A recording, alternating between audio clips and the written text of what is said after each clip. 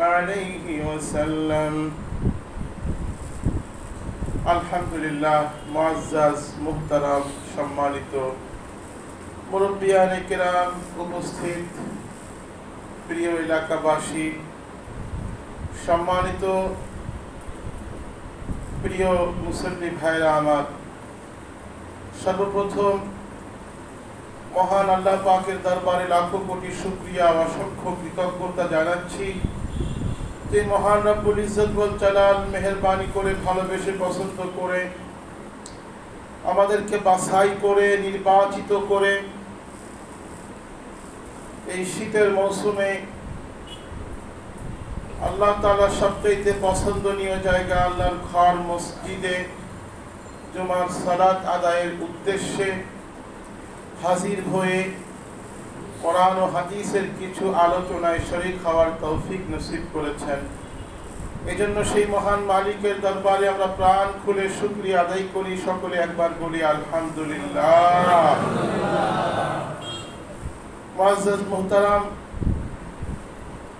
সম্মানিত হাজিরিন, আমি আপনাদের সম্মুখে পবিত্র কোরআনুল কারীম থেকে দুইটি আয়াত তেলাওয়াত করেছি। জনাবে রাসূলুল্লাহ সাল্লাল্লাহু আলাইহি ওয়াসাল্লামের হাদিসের বিশাল ভান্ডার থেকে একখানা হাদিস আপনাদের সম্মুখে পাঠ করেছি।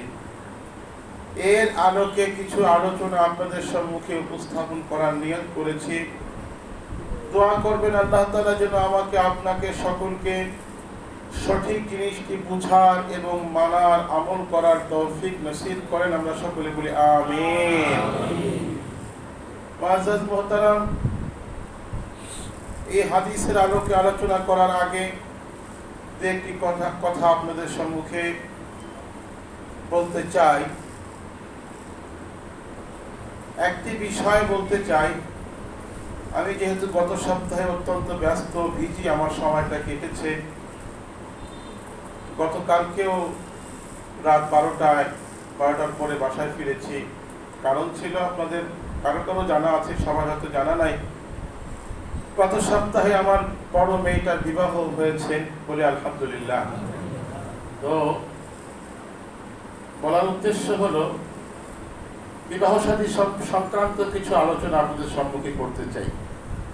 কারণ বিবাহ শাদী নিজের জীবনে, সন্তানের জীবনে, বাবা মার জন্য এটা একটা বিরাট ব্যাপার, অনেক বড় একটা ব্যাপার। যদিও আমরা মনে করি এটা একটা সাধারণ ব্যাপার, কিন্তু সাধারণ ব্যাপার নয়। রাসূল সাল্লাল্লাহু আলাইহি ওয়াসাল্লাম বলেছেন, নিকাহু নিসফুল ঈমান, বিবাহ হচ্ছে ঈমানের অর্ধেক।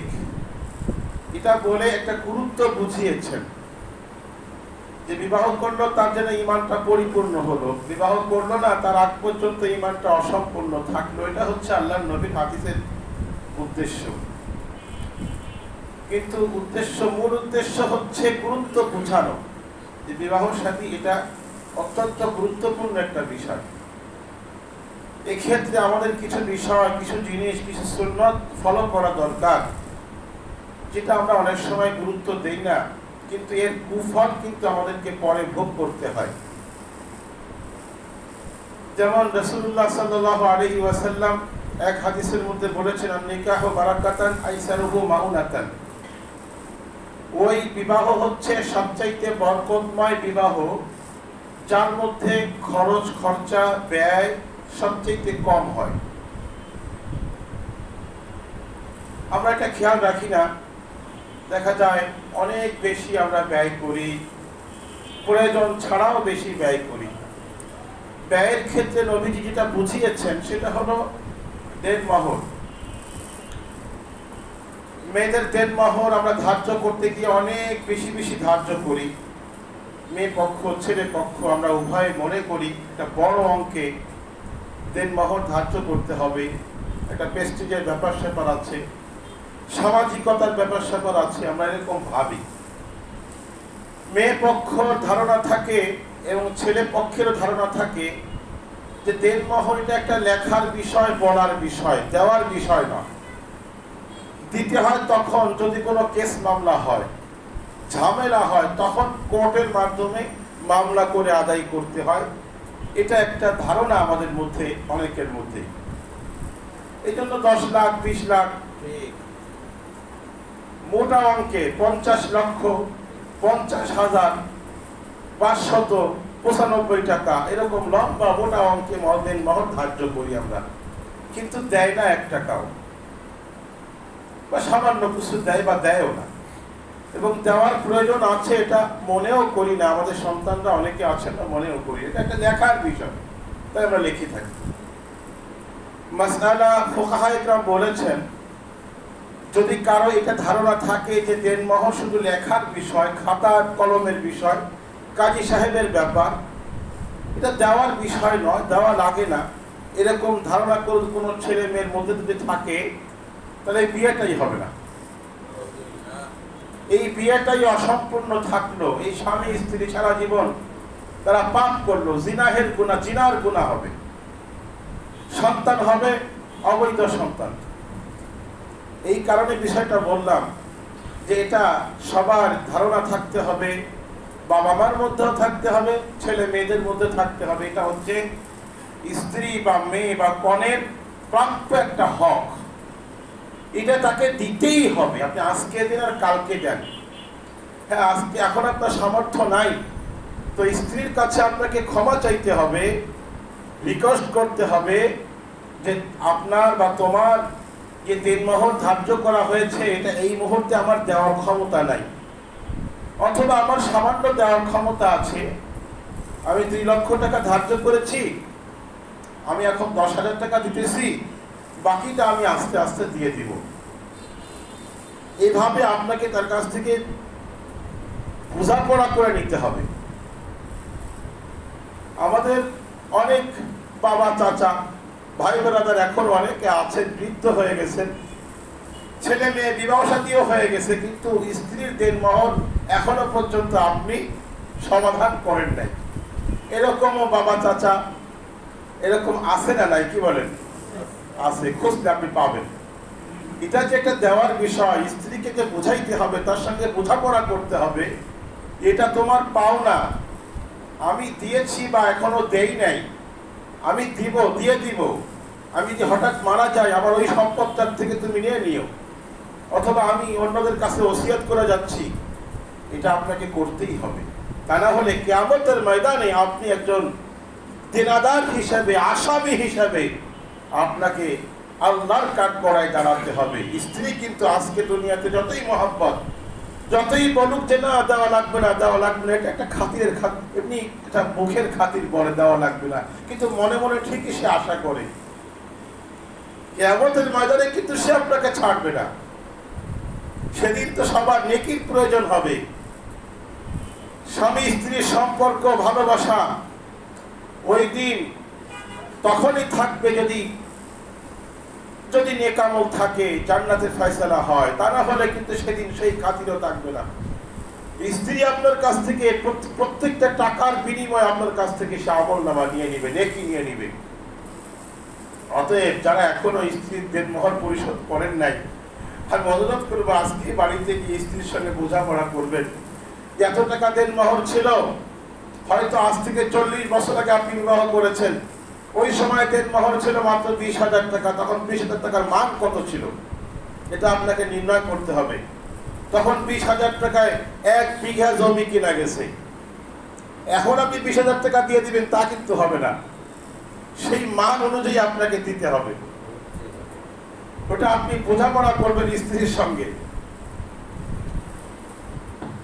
দিতে না পারলে, এখনই দিতে না পারলে আপনি বলবেন যে আমি এখন দিতে পারছি না, আমার একটা সম্পদ আছে অমুক জায়গায়, এটা তোমার নামে আমি অক্ষ করে দান হেবানামা করে দিলাম। নিতে না চাইলেও আপনি বলবেন যে না, এটা তোমার হক, তুমি নাও, নিয়ে তারপর তুমি আমাকে দান করলে ইচ্ছা করে দান করে দাও, না সন্তানদেরকে দান করে দাও। কিন্তু নিব না এখন বলতেছো, পরে তুমি আমাকে ছাড়বা না। এভাবে একটা বোঝাপড়া করে নিবেন। কথা কি রাগ করলেন নাকি আমার কথা? কি বলেন ভাই? এটা আমরা অনেক চিন্তা করি না। আর যারা নতুন করে বিবাহ শাদী যারা করবেন, যারা যুবক আছেন বা সন্তানদেরকে বিবাহ করাবেন, আপনি এতটুকুই ধার্য করবেন যেটা আপনি পরিশোধ করতে পারেন। ছেলের মাসিক ইনকাম মনে করেন মাত্র 10,000 টাকা, সে ধার্য করলো 20 লক্ষ টাকা। সে কিভাবে পরিশোধ করবে? তার ক্যাপাসিটি অনুযায়ী, তার ইনকাম উপার্জন অনুযায়ী তার মহতের মহৎ ধার্য করতে হবে। মেয়ে পক্ষ না মানলে না মানুষ, মেয়ে পক্ষকে বুঝাইতে হবে যে ভাই এটা তো শুধু লেখার বিষয় নয়। মেয়ে পক্ষ চিন্তা করে যদি কোনো ঝামেলা হয়ে যায়, মামলা মোকদ্দমা হয়ে যায়, ছাড়াছাড়ি হয়ে যায়, তাহলে বোঝা গেল শুরুতেই তার নিয়তটা খারাপ। যে মহর বেশি করে ধার্য করে, এমন ভাবে ধার্য কর যেন সে জীবনে কোনোদিন তালাক দেওয়া বা ডিভোর্স দেওয়ার নাম উল্লেখ করতে না পারে। অর্থাৎ প্রথম থেকেই আমরা নিয়তটা খারাপ করি, যার কারণে অনেক ক্ষেত্রে দেখা যায় আমাদের নিয়ত অনুযায়ী বাস্তবতা তাই হয়। আল্লাহ যখন কয় যখন তোদের নিয়ত আছে, নিয়ত ছিল যখন বিবাহের সময় এরকম ঝামেলা হবে আর ঝামেলা করে টাকা মধ্যে মোহর আদায় করবি, তো আমি ঝামেলা বাধাই দিলাম, যা তোদের নিয়ত অনুযায়ী আমি কাজ করলাম। নিয়ত থাকবে যে ইনশাআল্লাহ, আমার সবার নিয়ত থাকে, তারপরে একটু ফাঁক থাকে যে না যদি ঝামেলা হয়, ঝামেলা হবে না, এরকম নিয়ত থাকে ইনশাআল্লাহ ঝামেলা হবে না, আল্লাহই সমস্ত ঝামেলা মিটাই দিবেন। তো একটা কথা আপনাদেরকে বললাম, দেন মোহর খুবই কম। নবীজি যে বলেছেন আইসারহু মাউনাতান, বরকতময় বিবাহ সেটা যার মধ্যে খরচ কম। তার মানে মুহাদ্দিসিনগণ বলেছেন যে যেই মোহর, যেই বিবাহের মধ্যে দেন মোহর কম থাকে সেই বিবাহের মধ্যে বরকত বেশি থাকে। সুতরাং বর্তমানে সুন্নতি দেন মোহর হচ্ছে মোহরে ফাতেমি। যে আমি আমার মেয়ের বিবাহ হলো গত সোমবার, আমি মোহরে ফাতেমি কথাই বলেছি। আমার যেই মেয়ের জামাই, তাদেরও প্রস্তাব এটাই ছিল। তিনিও একজন হাফেজ, মাওলানা, মুফতি, মাদ্রাসার বড় একটা মাদ্রাসার শিক্ষক আলহামদুলিল্লাহ। তো তারও এটাই ছিল যে দেন মোহর, অর্থাৎ মোহরে ফাতেমি। তো আমাদের ওইটাই ছিল মোহরে ফাতেমি হবে। মোহরে ফাতেমি কত? 3টা রেওয়ায়েত আছে। সর্বোচ্চ রেওয়ায়েত যেটা, সেটা হলো 153 ভরি রূপা, 154 ভরি রূপার সমপরিমাণ মূল্য, যেটা বর্তমান বাজার হিসেবে 1,62,000, মানে 60-এর সামান্য কিছু বেশি। সেই হিসেবে আপনি সতর্কতামূলক 65,000 ধরতে পারেন। আমরা ওভাবে লিখেছি 1,65,000 টাকা। এটা হচ্ছে মাহরে ফাতেমি। সুতরাং এটা মাহরে ফাতেমি মানে কি? নবীজি তার কন্যা, প্রিয় কন্যা ফাতেমা রাদিয়াল্লাহু তাআলা আনহা, তার বিবাহে এটাই ধার্য করেছিলেন। 154 ভরি রূপা, 154 দিরহাম। দিরহাম মানে প্রতি দিরহাম 1 ভরি রূপার সমান, অর্থাৎ 154 ভরি রূপা হয়। সেটা তার মূল্য বর্তমান বাজারে এটা হয়। আপনিও নিয়ত করেন ইনশাআল্লাহ নবীজির এই সুন্নতটি, নবীজি তার প্রিয় কন্যার বিবাহে যেই মোহরটা ধার্য করেছিলেন, আমিও চেষ্টা করব আমার ছেলে মেয়ের বিবাহে, অথবা যারা এখনো বিবাহ করেন নাই তাদের বিবাহে মাহরে ফাতেমি ধার্য করব। এই সুন্নতটা অন্তত আমি পালন করব। রাজি আছেন না ইনশাআল্লাহ? কি বলেন? ইনশাআল্লাহ। এটা আবার অনেকে ইনশাআল্লাহ বলেন নাই যে এটা পালন করতে হয়তো পারবো না।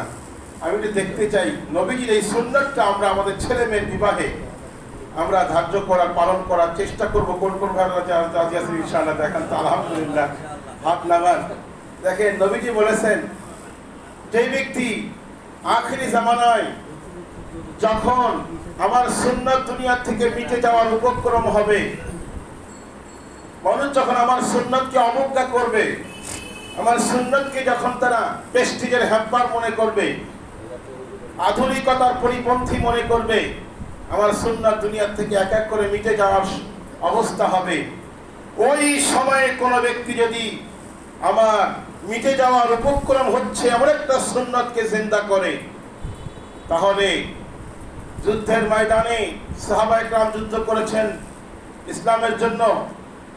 100 শহীদ, 100 ব্যক্তি আল্লাহর রাস্তায় জীবন কোরবানি করে যেই পরিমাণ নেকি পেয়েছে, আখিরি জামানায় একটা মিটে যাওয়া সুন্নতকে যেই ব্যক্তি চিন্তা করবে, আল্লাহ তাআলা তাকে 100 শহীদের সওয়াব তার আমলনামায় লিখে দিবে। সুতরাং এখন তো সেই সময়টা এসেছে, সুন্নতের দিকে কেউ খেয়াল করে না, খুব কম মানুষই খেয়াল করে। অতএব আমরা এই সুন্নতটা পালন করব। আল্লাহ পাক আমাদের সকলকে তৌফিক দান করেন, সবাই জোরে কান আমিন। বিবাহ শাদীর ক্ষেত্রে আর একটা সুন্নত আপনাদেরকে বলি, সেটা হলো মসজিদের মধ্যে বিবাহ হওয়া, বিবাহের আকদটা মসজিদের মধ্যে সম্পাদিত হওয়া, এটা একটা সুন্নত। নবীজির যুগে আল্লাহর নবী যতগুলো ইসলামের পরে যে সমস্ত সন্তান বিবাহ দিয়েছেন, একটাই তো বা মেয়েদেরকে শুধু কয়েকটা দুইটা তিনটা মেয়ে বিবাহ দিয়েছেন তিনি ইসলামের পরে, সেগুলো মসজিদের মধ্যেই হয়েছে। এবং নবীজির যে বিবাহ হয়েছে কটা অধিকাংশই মসজিদের মধ্যেই হয়েছে, যদি সফরে না থাকতেন। সফর অবস্থায় যে একটা বিবাহ হয়েছে আল্লাহর নবীর, যেগুলো মদিনায় থাকা অবস্থায় হয়েছে সবগুলো মসজিদের মধ্যেই হয়েছে। এবং সাহাবা ইকরামেরও অধিকাংশ যাদের বিবাহ শাদী হয়েছে মসজিদের মধ্যেই অধিকাংশ হয়েছে। সেই হিসেবে ফুকাহা ইকরাম বলেছেন যে মসজিদের মধ্যে বিবাহের আকদ সম্পাদিত হওয়া এটা একটা সুন্নত। এই সুন্নতটাও আমাদের সমাজ থেকে প্রায় মৃত হওয়ার পথে, মিটে যাওয়ার পথে। মসজিদের মধ্যে বিবাহ হয় না, খুব কম হয়। কোনো কোনো এলাকায় রেওয়াজটা এখনো আছে। যেমন আমি যে এলাকায় থাকি, কাকরাইল এলাকায়, বেশিরভাগ মানুষ ওখানে নোয়াখালী চিটাগাঙ্গের লোকজন, তারা দেখছি বেশিরভাগই মসজিদের মধ্যেই বিবাহ পড়াইতে আসে আর কি। অন্যান্য এলাকার লোকও আসে। আমাদের মসজিদে প্রায় প্রতি সপ্তাহে অন্তত মাসে অন্তত 2-4টা বিবাহ মসজিদের মধ্যেই হয়। আমি এইখানে খুব কম দেখি আর কি, খুবই কম। তো যাই হোক, এই সুন্নাতটাও পালন করতে পারি আমরা। আর এখানে একটা জটিলতা, আমরা ভাবি যে মেয়েকে মসজিদে আনবো কিভাবে। মেয়েকে আনার দরকার নাই। মেয়ের পক্ষ থেকে কোনো একজন গার্জিয়ান, তার বাবা, তার ভাই, মেয়ের কাছ থেকে অনুমতি নিয়ে এসে তিনি গার্জিয়ান হয়ে মসজিদের মধ্যে ছেলে বর উপস্থিত থাকবেন, বর পক্ষের লোকজন থাকবেন, মেয়ে পক্ষের লোকজন থাকবেন। মেয়ের পক্ষ থেকে একজন ওকিল, অর্থাৎ তার যে গার্জিয়ান, বাবা, ভাই, চাচা, যাই হোক, পারমিশন নিয়ে আসবেন, তারাই মসজিদের মধ্যে আকদ করাবেন। এটা একটা সুন্নত। তো আমিও সেই সুন্নাতটা পালন করেছি আলহামদুলিল্লাহ। আমার মেয়ের বিবাহ মসজিদের মধ্যেই হয়েছে। তো আমরাও সবাই নিয়ত করি যে আমাদের ছেলে মেয়ের বিবাহ আমরা চেষ্টা করব মসজিদের মধ্যে আকদটা করানোর জন্য। রাজি আছেন না ইনশাআল্লাহ? আল্লাহ তৌফিক দান করেন। আর এই বিষয়ে আর একটা কথা বলি, সেটা হলো আমরা মসজিদের মধ্যে আকদ করাবো ঠিকই, কিন্তু বাহিরে গিয়ে আবার সেন্টারে গিয়ে আবার আপনি অনুষ্ঠান করেন, কিন্তু বাধা নাই। কিন্তু একটা জিনিস বাধা, সেখানে যেন বেপরদা না হয়। এটা খুব একটা মারাত্মক ব্যাধি আমাদের সমাজে হয়ে গেছে। কি দিনদার আর কি নামাজি আর কি হাজি সাহেব, অনেক ক্ষেত্রে আলেমুল আমাদেরকেও দেখা যায় এই সমস্যাটা, বেপরদার সয়লাব। বিবাহ শাদীর মধ্যে ছেলে মেয়ে একসাথে অনুষ্ঠানে আসতেছে, আর মেয়েরা সেখানে বেপরদার সঙ্গেই আসে। যেই মেয়েটা অন্য সময় পর্দা করে, সেই মেয়েটাও বিয়ের দিনে আর পর্দা করে না। সেই যে গুঁজে তার যত রকমের আইটেমের সাজ আছে, সব রকম সাজগোজ করে সে সেন্টারে আসতেছে। আশ্চর্য বেহায়াপনা। এটা আমাদের মুসলিম সমাজে বিজাতির মতো মুসলিম সমাজে ব্যাধিটা মারাত্মক আকারে ছড়িয়ে পড়েছে। সুতরাং অনুষ্ঠান আপনি করেন, কিন্তু পর্দা মেনটেন করে করেন। পর্দা মেনটেন করেও করা যায়। আমি দেখেছি আমাদের এলাকার তাবলিগের আমির সাহেব ছিলেন, উনি ইন্তেকাল করেছেন কিছুদিন আগে। উনি ওনার মেয়ের বিবাহ সেন্টারেই মসজিদে আকদ হয়েছে, সেন্টারে বিবাহ হয়েছে, অনুষ্ঠান করেছে। কিন্তু আলহামদুলিল্লাহ উনি কি করেছেন, সম্পূর্ণ পর্দা মেনটেন করেছেন। মেয়েদের জন্য সম্পূর্ণ আলাদা করেছেন, ছেলেদের জন্য সম্পূর্ণ আলাদা করেছেন। ওইভাবে সিস্টেম করা আছে, ওদেরকে বললে ওরা বলে দেয় আপনি ইচ্ছা করলে ওই জায়গাতে অনুষ্ঠান করবেন যেখানে ছেলে মেয়ে আলাদা করা যায়। অন্তত এই নিয়মটা আমি আপনাদেরকে দাওয়াত দিচ্ছি, পালন করা না করা আপনাদের ব্যাপার। এই যে আপনি আজ অনুষ্ঠানটা করলেন, আপনার অনুষ্ঠানের কারণে যত বেপরদার গুনাহ হলো, মেয়েরা যে বেপরদা হয়ে সেখানে গেল আর মানুষে তাদের দিকে তাকিয়ে তাকিয়ে যে গুনাহ কামাই করলো, সমস্ত গুনাহের একটা পার্সেন্টেজ সমপরিমাণ কিন্তু আপনার আমলনামায় কিন্তু জমা হবে। আপনি টাকা দিয়ে কি করলেন, গুনাহ কিনলেন। সুতরাং আমরা এখন নিয়তটা করি যে আমি চেষ্টা করব অন্তত আমার ছেলে মেয়ের বিবাহে বা যারা বিবাহ করেন তাদের বিবাহে আমরা অনুষ্ঠান এভাবেই করব যেন বেপর্দা না হয়, কোনো গুনাহের কাজ না হয়। রাজি আছেন না ইনশাআল্লাহ? কি বলেন? আল্লাহ সবাইকে এই গুনাহ থেকে বাঁচার তৌফিক নসিব করেন, সবাই বলেন আমিন। এই কয়েকটা বিষয় বললাম, আর একটা বিষয় বলি, মূল আলোচনা থেকে আমি অন্যদিকে চলে যাচ্ছি। তো বলার দরকার, জানার দরকার, তাই আমি বলতেছি। সেটা হলো বিবাহ শাদীর ক্ষেত্রে আমরা একটা বিষয় লক্ষ্য করি। আল্লাহ রাসূল বলেছেন মানুষ চারটা বিষয় লক্ষ্য করে। একটা তার মাল, লিমালিহা ওয়া হাসাবিহা ওয়া জামালিহা ওয়া দীনিহা ফাসফার বিযাতিদ দীন। নবীজি বলেছেন মানুষ চারটা জিনিস দেখে, দেখতে হয়, দেখার দরকারও আছে। এক নম্বরে দেখে তার মাল আছে কি পরিমাণ। ছেলে হোক মেয়ে হোক, কোনো পক্ষ দেখে মেয়ের বাপের কি আছে, ছেলের বাপের কি আছে, ছেলে ইনকাম কত করে, দেখেন, নিষেধ না, কিন্তু এক্ষেত্রে দেখতে হবে তার ইনকামটা বৈধ না অবৈধ। তার বাবার যে ইনকাম, এটাই বৈধ না অবৈধ। যদি অবৈধ ইনকাম হয়ে থাকে তার মধ্যে কখনো শান্তি হবে না, শান্তি হলেও কামিয়াবি হবে না, ভবিষ্যৎ সুন্দর হবে না। দুই নম্বর দেখা হয়, নবীজি বলেছেন দুই নম্বরে দেখা হয় তার বংশ, তার বংশটা কেমন। বর্তমানে এটা মানুষের খুব কম দেখে, বংশের দিকে খেয়াল করে না। কিন্তু আমরা ছোটবেলায় শুনেছি, আপনারাও শুনেছেন, জাতের মেয়ে কালো ভালো না, নদীর মেয়ে খোলা ভালো, নদীর পানি খোলা ভালো, জাতের মেয়ে কালো ভালো। এবং এটাই বাস্তব। যতই আধুনিক হোক, যতই মডার্ন হোক, যতই আপনি বিজ্ঞানের উন্নত শিখরে পৌঁছান না কেন, এই কথাটাই বাস্তব। জাতের মেয়ে কালো ভালো। মেয়ে যদি জাতের হয় তার মধ্যে শান্তি হবে।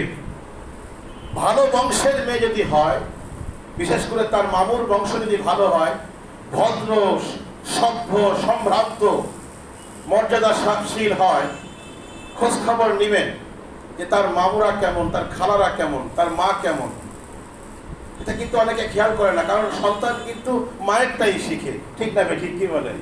বাবারটা খুব কম শিখে, কারণ বাবা থাকে বাহিরে বাহিরে, দিনের বেশিরভাগ সময় বাবা বাহিরে দেয়, আর মায়ের কাছেই সন্তান থাকে। মা যেমন হয় সন্তান কিন্তু তেমনই হয়, মেয়ে তেমনই হয়, বিশেষ করে মেয়েরা তেমন হয়, স্বাভাবিক আর কি। আমার এই কথাগুলো থেকে বিরক্ত হচ্ছে না, কি বলেন, যে আসল কথা না বলে কি বলতেছে, এটা খেয়াল করবেন। আমার যতটুকু আইডিয়া, যতটুকু ধারণা, আমি তার থেকে আপনাদেরকে শেয়ার করতেছি। অনেকে এটা খেয়াল করেন না যে মেয়ের, আপনি আপনার ছেলের বউ হিসেবে যাকে আনবেন তার বংশটা কেমন, বিশেষ করে তার মাতুল বংশটা কেমন, এটা খেয়াল করবেন একটু। যাই হোক, আল্লাহ রাসূল বলেছেন চারটা জিনিস মানুষের দেখে, মাল দেখে, দুই নম্বরে বংশ দেখে, দেখা উচিত, আর তিন নম্বরে দেখা উচিত জামাল, সৌন্দর্য। একটু সৌন্দর্য দেখা, এটা নিষেধ না, দেখতে আপনি পারেন, দেখবেন যে আপনার ছেলের বউটা সুন্দর কিনা, আপনার মেয়ের জামাইটা সুন্দর কিনা, যতটুকু সম্ভব আপনার সাধ্য মতো আপনি দেখবেন, নিষেধ না। নবীজিও বলেছেন দেখো, দেখে নাও। এমনকি বিয়ের আগে মেয়ে দেখা, শুধু মেয়ে দেখার ক্ষেত্রে একটা ভুল আমরা করি, তাও বলি। বিবাহের জন্য পাত্রী দেখতে যখন আমরা যাই, তখন ছেলের বাবা, ছেলের দুলাভাই, তারপরে ছেলের অন্যান্য ভাই বেরাদার, সবাই একসাথে আমরা মেয়ে দেখতে যাই। এরকম হয় কি হয় না সমাজে? কি বলেন? এটা কি আছে নাকি নাই? কি বলেন? ছেলের বাবাও যায়, ছেলের চাচা যায়, ছেলের দুলাভাইরা যায়, ছেলের ভাই বেরাদাররা যায়, মহিলারা তো যায়। গিয়া মেয়েকে দেখে, সামনে বসায় সবাই একসাথে বসে, ছেলের ভাই প্রশ্ন করে, তারপরে ছেলের দুলাভাই প্রশ্ন করে, বোন জামাইরা প্রশ্ন করে, এটা জানে। এক্ষেত্রে খেয়াল রাখবেন, খবরদার, পাত্রী দেখা শুধুমাত্র ছেলের জন্য জায়েজ। পুরুষ হিসাবে মহিলারা দেখতে পারবে, কোনো অসুবিধা নেই, যে কোনো মহিলা তো মহিলাকে দেখতেই পারবে। কিন্তু পুরুষ হিসেবে পাত্রী দেখা কেবলমাত্র পাত্রই দেখতে পারবে, অন্য কেউ দেখতে পারবে না, এমনকি পাত্রের বাবাও দেখতে পারবে না। যদিও পরবর্তীতে এই মেয়ে উনি তার শ্বশুর হবেন, এখনো তো হন নাই, শুধু শরিয়াতে জায়েজ রেখেছেন পাত্রের জন্য পাত্রী দেখা। পাত্র গিয়ে দেখবেন, তাও আবার কখন? আমরা যে ভুলটা করি, আগেই পাত্রী দেখি, অন্য কিছু পরে। বলে কি আগে পাত্রী দেখি, পছন্দ হলে পরে অন্য কিছু। না না, শরিয়ত বলছে সব কিছু আগে দেখো। যদি সব জায়গায় মিল হয়ে যায়, বাড়ি ঘর, আত্মীয় স্বজন, এদিক সেদিক সব দেখার পরে সবকিছু ওকে, এখন শুধু পাত্রী দেখে পছন্দ হলে, এবং পাত্রীর বিবরণটাও আপনি বলবেন পাত্রের কাছে যে হ্যাঁ এরকম এরকম, সবকিছুর পরে যদি হ্যাঁ বলে হ্যাঁ ওকে এখন পাত্রী দেখে যদি পছন্দ হয় তাহলে হবে, মানে এমন সময় পাত্রী দেখতে হবে যে পাত্রী দেখার পরেই কলমা, আর অন্য কোনো সাবজেক্ট আর বাকি নাই। মাসলাগুলো বলতেছি জানার জন্য, তোমাদের জানা দরকার। এটা একটা বিষয় আমরা জানলাম। আর পাত্রী দেখতে গেলেও শুধুমাত্র পাত্র একাই দেখতে পারবে, অন্য কেউ দেখতে পাবে না পুরুষের মধ্যে। তো নবীজি বলেছেন পাত্র দেখা, পাত্রী দেখা এটাও একটা মানুষের চাহিদা এবং এটা জায়েজ, এটা করতে পারে। ওয়াদিনিহা, আর 4 নম্বর হচ্ছে তার দিনদারি দেখা, দিনদারি দেখতে হবে। নবীজি বলেছেন ফাজফার বিযাতি দ্বীন, এবং এই 4টার মধ্যে তুমি 3টাকেই প্রাধান্য দাও। কিন্তু আমরা সবচাইতে এটাকেই মানে অবহেলিত আমাদের কাছে, দিন দিন নিয়ে ভাবি না। আমরা দেখি তার মাল আছে কিনা, সম্পদ আছে কিনা, সৌন্দর্য আছে কিনা, তারপরে তার বংশ আছে কিনা, 3টা খুব গুরুত্ব দিয়ে দেখি। কিন্তু 4 নম্বরটা দিনটাকে আমরা একবারই গুরুত্ব দিই না। ছেলেটা নামাজি কিনা, মেয়েটা নামাজি কিনা, আল্লাহর দিন সম্পর্কে তার কিছু জ্ঞান নলেজ আছে কিনা, প্রাথমিক নলেজটা আছে কিনা, যাকে আপনি মেয়ের জামাই বানাচ্ছেন সে নামাজি কিনা, দিন সম্পর্কে প্রাথমিক নলেজটা আছে কিনা, কোরআন পড়তে পারে কিনা, এই বিষয়টা আমরা খেয়াল করি না, খুব কম মানুষই করি। তো আমি আপনাদের কাছে এই মেসেজটা পৌঁছে দিচ্ছি যাতে আপনারা এখন থেকে একটু হলেও দিনদারিটাকে একটু খেয়াল রাখবেন। রাজি আছেন না ইনশাআল্লাহ? কি বলেন? আমি একটু শুকরিয়া তান বলতেছি, আমি আমার মেয়ে বিবাহ দিয়েছি, আল্লাহু আকবার। আমার মেয়ের জন্ম হওয়ার আগে আমি এখানে আসছি আপনাদের কাছে, আপনাদের খেদমত করতেছি আর কি। জন্ম এখানে আসার কিছুদিন পরে আমার মেয়ে জন্ম হয়েছে, বয়স 18 পার হওয়ার পরে বিবাহ দিয়েছি। এটা একটা কথা বলি আপনাদেরকে, আমরা কি করি, ছেলে মেয়েদেরকে বিয়ে দিতে গিয়ে দেরি করে ফেলি। আমরা বলি যে মেয়েটা এস্টাবলিশ হোক, আগে লেখাপড়া শেষ করুক তারপরে বিয়ে দিব, এত আগে কিসের বিয়ে? মেয়ের বয়স হয়ে গেছে মনে করেন 30ও পার হয়ে গেছে, এখনো এস্টাবলিশ হয় নাই। ছেলে 35 পার হয়ে গেছে, এখনো নিজের পায়ে নিজে দাঁড়াতে পারে নাই, বিয়ে দেই না। এখনো তো কিছু করে না, আয় রোজগার না করলে ওকে বিয়ে দেবো কিভাবে, খাওয়াবে কি? এই নলেজটা, এই টেন্ডেন্সিটা আমাদের মধ্যে ব্যাপক, ঠিক না বেঠিক? কি বলেন? ছেলের বাবা মেয়ের বাবার একটাই ধারণা যে মেয়েকে আগে প্রতিষ্ঠিত হতে হবে, ছেলেকে আগে প্রতিষ্ঠিত হতে হবে, তাই বয়স যাই হোক না কেন। সম্পূর্ণ শরিয়াতের বিপরীত। আল্লাহ আল্লাহ রসুল যা বলছেন আমি তার উল্টা করছি। আল্লাহ আল্লাহ রসুল বলেছেন ছেলে মেয়ে উপযুক্ত মানে সাবানে খাওয়ার পর পরই তাকে বিবাহ দিয়ে দাও। রিজিক, ইনকাম বিয়ের পরে আসবে বেশি। এবং আপনারা যারা বিবাহ সাথী করেছেন, যারা বয়স্ক আছেন, আপনারা হয়তো আমার সঙ্গে একমত হবেন, বিয়ের পরেই নিশ্চয়ই আপনাদের ইনকামটা বেশি হয়েছে আগের চাইতে, ঠিক না বেঠিক? কি বলেন? আমি আমার ব্যক্তিগত বলি, বিয়ের আগে আমি যখন কর্মজীবন শুরু করেছি মাত্র আমার 2000 টাকা বেতন, বিয়ের পরেই একবারে আমার ইনকাম হয়ে গেল 5000 টাকা। আস্তে আস্তে আমার সন্তান হলো তো একবারে 10,000 20,000 বাড়তেই আছে। সন্তান বাড়ে আর আমার ইনকাম বাড়ে। নবীজির কাছে এক ব্যক্তি গিয়ে বলতে, হুজুর আমি খুব অভাবের মধ্যে আছি, খুব অভাবের মধ্যে আছি, কি করতে পারি? কয় বিয়ে করো। আমরা বলি উল্টাটা, আমি এত কামাই নাই, রোজগার নাই, নিজে খাইতে পারছ না, বিয়ে করবি কেন? কিন্তু নবীজি বলতেছেন অভাবী ব্যক্তিকে পরামর্শ দিচ্ছেন তুমি বিয়ে করো, মানে বিয়ের মধ্যে আল্লাহ পাক বরকত রেখেছেন। আপনার সন্তানকে বিয়ে করাবেন, দেখবেন তার ইনকামের রাস্তা খুলতে থাকবে খালি। আমরা এটা খুব ভুল করি। ছেলে মেয়ে অনেক সময় দেখা যায় অনেক মেয়েদের বয়স 25, 26, 30 পার হয়ে গেছে, তাও বিয়ে দেয় না। কেন? এখনো প্রতিষ্ঠিত হয় নাই। কিন্তু এক সময় গিয়ে দেখা যায় আর বিয়ে দিতে পারে না। যখন সময় পার হয়ে যায়, একটা টাইম আছে, ওই সময় আগ্রহ থাকে, ডিমান্ড থাকে, ওটা যখন পার হয়ে যায় তখন আর পাত্র পায় না। ছেলেরাও পাত্রী এরকম পায় না। এরকম সমাজে চলছে। আমি একটু সতর্ক করে দেই, যদি আমার মেয়ে, আমি আরো আগে বিয়ে দেওয়ার কথা ছিল, উচিত ছিল, সাবানের তো আরো আগে হয়েছে, কিন্তু যেহেতু সরকারি আইন 18 বছর, আর আমি যেখানে থাকি আইনের মানুষের মধ্যেই থাকি, বিচারপতির মধ্যে থাকি, সেরকম সরকারি আইনটা অমান্য করতে আমি সাহস পাইনি।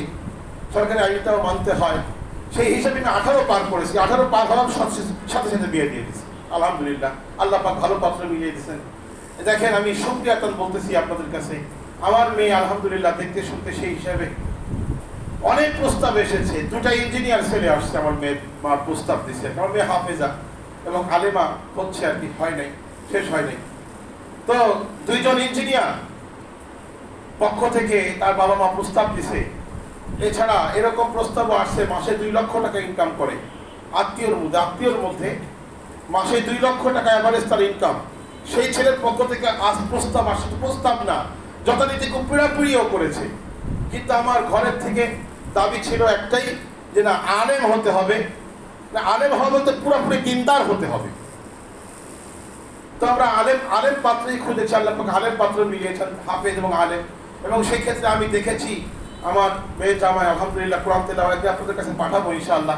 কোরআন তেলাওয়াত এত সুন্দর, আমাদের মসজিদ তারাবি পড়ায়, আমাদের সাকিনা মসজিদ তারাবি পড়ান, প্রায় 5-6 বছর তারাবি পড়াচ্ছেন। এত সুন্দর কোরআন তেলাওয়াত করে মানুষ মুগ্ধ একেবারে।